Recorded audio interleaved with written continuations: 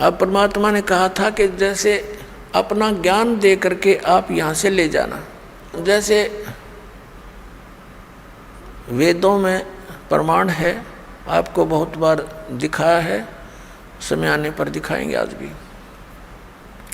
कि वो परमात्मा सतलोक से गति करके आता है। वो 3 प्रकार के शरीर में सभी अपने प्राणियों के सभी ब्रह्मांडों का वो देखभाल करता है, पालन पोषण धारण पोषण करता है। एक शरीर है मनुष्य सदृश है परमात्मा, नर नारायण देह है। ये शरीर मनुष्य को भी परमात्मा जैसा ही मिला है, लेकिन उसकी सामर्थ्य, परमात्मा की शक्ति, उसका नूर वहाँ पर विशेष है, अलग है, हमसे ज़्यादा, इसलिए तो परमात्मा है। एक आत्मा एक परमात्मा, तो अपने आप 2 हो गए, एक श्रेष्ठ आत्मा, एक आत्मा सिंपल। तो ऐसे एक राजा, एक मनुष्य, एक नागरिक है, एक राजा है, शकल दोनों की एक जैसी है, मनुष्य ये दोनों हैं, लेकिन उसके सामर्थ्य में दिन और रात का अंतर है। ऐसे ही परमात्मा और जीव में समझो, जीव जीव है, एक नागरिक है, परमात्मा हमारा राजा है, वो मालिक है, वो जनक है, हमारा पिता भी है, उसमें सर्व गुण है। तुमेव माता च पिता तुमेव बंधु च सखा तुमेव, तो उसके अंदर सभी गुण है परमात्मा के अंदर, वो सबका भ्रातर भी वही है, माता यानी जनक भी वही है, पालक पिता भी वही है, बंधु असली साथी भी वही है, और मित्र भी वही है, बंधु यानी भाईचारा वही है। तो उन्होंने,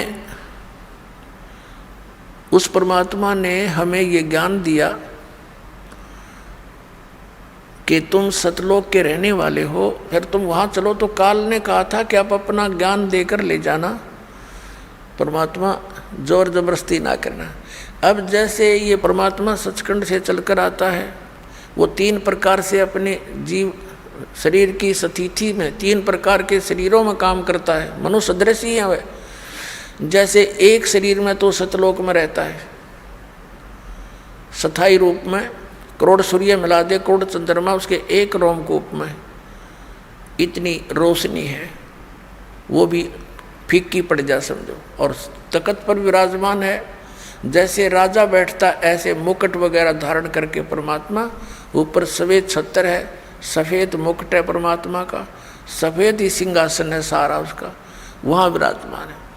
और दूसरे रूप में वो क्या करता है, एक तो शिशु रूप धारण करके प्रत्येक युग में आता है, और एक सरोवर के ऊपर कमल के फूल पर विराजमान होता है, वहाँ से कोई निसंतान दंपति उनको ले जाते, प्रत्येक युग में ऐसी लीला।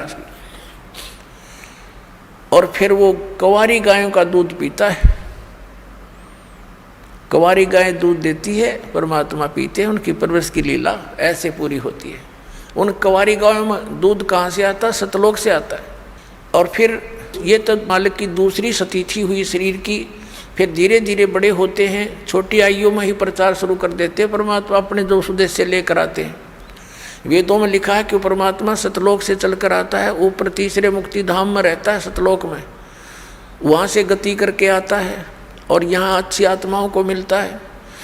किस उद्देश्य से आता? उपदेश करने के लिए, तत्व ज्ञान समझाने के लिए आता है।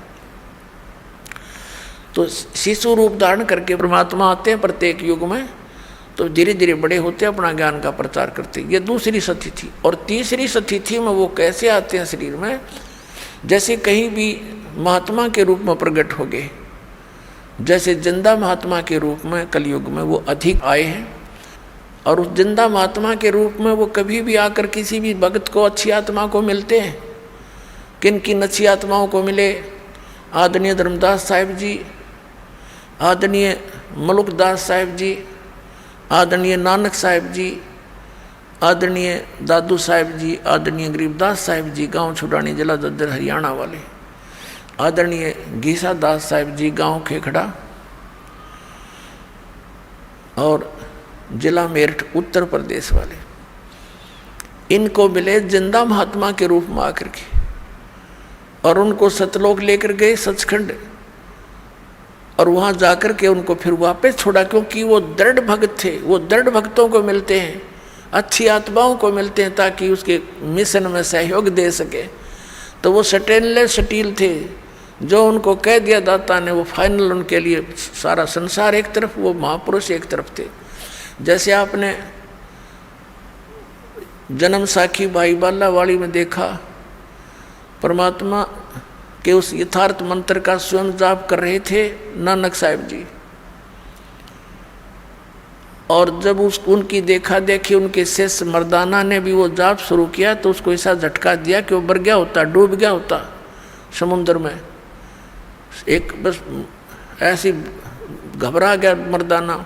तब उसको कहा कि तू नकल ना कर, मेरी करनी ना देख, मैं जो बोलता हूँ गुरु की आज्ञा का पालन कर। तो वो दृढ़ भगत थे, किसी भी सिख समाज को सतनाम नहीं बताया उन्होंने। समाज अपने स्थान पर, भगवान अपने स्थान पर। तो वो भगवान के बच्चे थे, वो दृढ़ व्यक्ति थे, दृढ़ भगत थे, श्रेष्ठ आत्माएं थी। उनका उद्देश्य ये नहीं था कि भाई मैं इसके ना बताने से कोई हानि समाज को होगी, नहीं, वो तो जैसी थी उसी चल ही रही थी। अब उससे घनी हानि हो जाती चाहे वो डिक्लेयर कर जाते।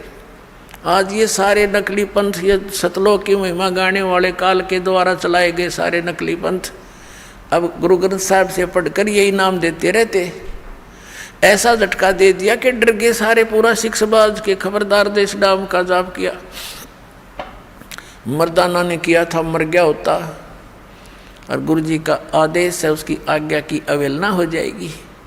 ऐसा भय पैदा कर गए। क्या वो हमारे हितैषी नहीं थे? वो परम हितैषी थे। वो जानी जान थे कि आग लग जाएगी, जाइए मंत्र दे दिया तो नाश हो जाएगा बात का। तो ऐसे उन दृढ़ भक्तों को परमात्मा आकर मिलते हैं। तो ये तीसरी सतिथि थी उनकी। अब उनको हिदायत दे दी थी कि समय आने पर इसको फिर देंगे अपने बच्चों को। अब जैसे कोई भी हिंदू धर्म में देख लो, सिख धर्म में देखो, विशेषकर इन दोनों धर्मों में दास देख रहा है। बाकी मुसलमान धर्म से और ईसाई धर्म के क्या क्रिया है इतना विशेष दास परिचित नहीं है।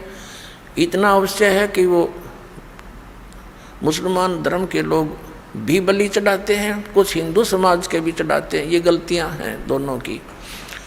लेकिन यहाँ दास देख रहा है कि यहाँ विशेष धर्म की व्यवस्था है। जैसे सिख समाज के अंदर वाणी का पाठ और वहाँ उनका लंगर चलता है। धर्म की ये धर्म यज्ञ कहलाती है। ये दो धर्म यज्ञ करते थे बस। ये एक तो ये धर्म दो यज्ञ करते थे, एक धर्म यज्ञ और एक ज्ञान यज्ञ, वाणी का पाठ। तो इनसे क्या होता है, मोक्ष नहीं हो सकता संग जन्म भी इन क्रियाओं से, लेकिन मनुष्य के शरीर की संख्या बढ़ जाती है।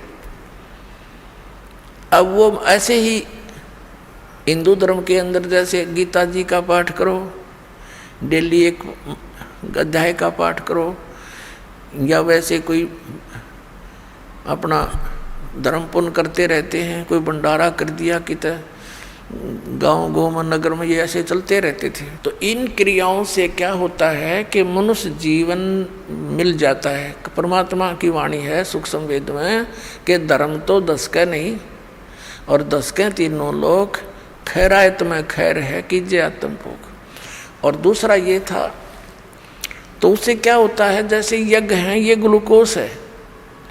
एक रोगी है, जैसे दास ने बताया कि हमारे जन्म और मृत्यु का दीर्घ रोग लगा हुआ है। ये दीर्घ रोग उसी ट्रीटमेंट से कटेगा जो महापुरुषों ने खुद प्रयोग किया और परमात्मा ने आकर बताया। और अब इस दास को इस मार्ग का मास्टर बना दिया, डॉक्टर बना दिया, सर्जन बना दिया। अब दास के पास वो मार्ग है, वो सारी व्यवस्था है।